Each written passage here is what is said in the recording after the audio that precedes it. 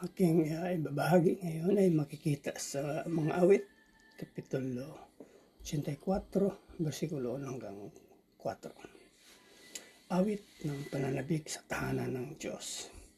Mahal ko yung templo o makapangyarihang Yahweh. Nasasabik ang lingkod mo na sa templo ay pumasok. Ang bukong pagkatao ay umaawit na may lugod. Sa masayang pag-awit ko pinupuri buhay na Diyos. Panginoon, sa templo mo, mga mayay nagpupugad. Mag-ibong layang-layang sa templo mo'y nagagalit. May inakay nakalinga sa tabi ng iyong altar. O Yahweh, hari namin at Diyos na walang hanggan. Mapalad na masasabi silang do'y tumatahan at palaging umaawit, nagpupuring walang hanggang. Yan lang po, maraming salamat. Purihin Panginoon sa kanyang banal na mga salita. God bless.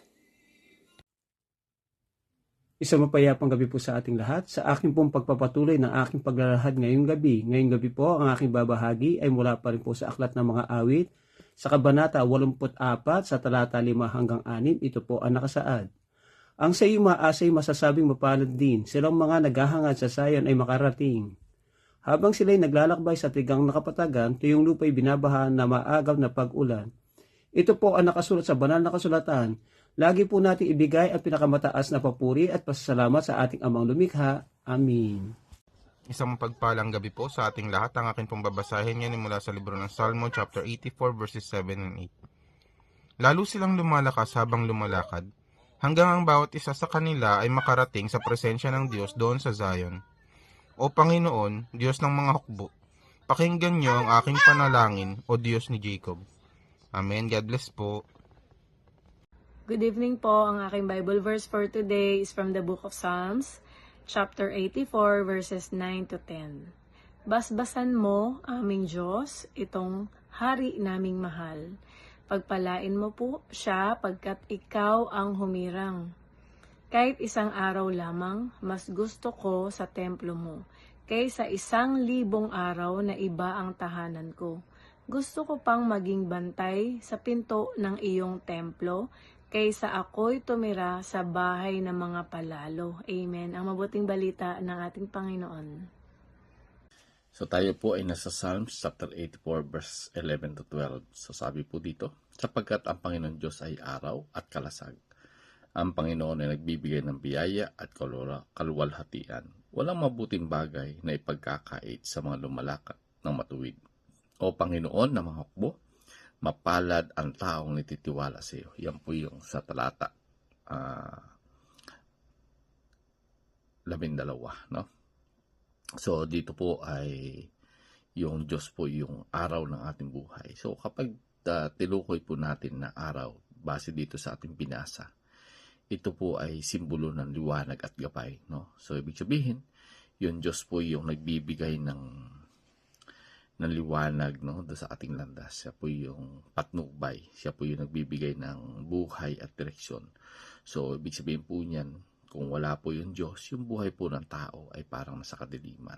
So, kapag tinukoy naman po na ang Diyos ay kalasag, no, yung kalasag po ay ginagamit sa digmaan, no, bilang proteksyon laban po dun sa kaaway. So, mapapansin po natin yan.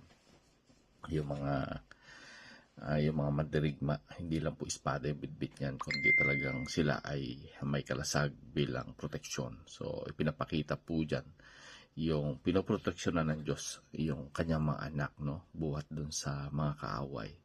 Siya po yung tagapagtanggol laban po sa panganib o anumang klase ng tukso, anumang klase ng mga bagay na hindi akma. So, kaya dito makikita po natin na sa anumang pagsubok na meron yung mga anak niya, yung magtitiwala sa kanya, ay andun po talaga yung Panginoon ang nagiging proteksyon niya, no? Siya yung lumalaban, siya yung Diyos na hindi nagpapabaya. Kaya lagi mong ilagak doon sa iyong sarili na ang Diyos ay hindi kanya pababayaan, no? So dito makikita din po natin yung Diyos po yung nagbibigay ng biyaya at kaluwalhatian. So, yung biyaya po sa English po kasi yan po yung grace, no? Na talaga yung kabutihan po ng Diyos ay hindi po talaga karapat-dapat na tumanggap po tayo, no? Pero sa kabila po nito, ibinigay po niya ito sa atin. So, ibig sabihin, talagang binibiyayaan ng Diyos yung kanyang mga anak, no? Talagang makikita po natin na talagang yung Diyos ay andun po talaga yung kanyang pagmamahal, no? Na talagang binigyan kanya ng grasya, no? Para makatayo ka, sapagkat talagang grabe yung Panginoon na hindi po talaga tayo makakatayo sa kanyang kaharapan, no? Without grace. Talagang, at dito matutunan din po natin, no? Wala pong mabuting bagay yung ipagkakait ng Panginoon doon sa mga taong sumusunod sa kanyang kalooban. So, ibig sabihin po, nandun po na malinaw yung pangako ng Diyos, no? Na hindi po siya nagkakait na mabuti doon sa lumalakad na matuwid. Kaya mapalad po yung lumalakad na matuwid at nagtitiwala sa Panginoon, sapagkat andun po sa kanila na talagang ibinibigay ng Panginoon yung kaligayahan at pagpapala. Hindi po ito galing sa kayamanan o tagumpay.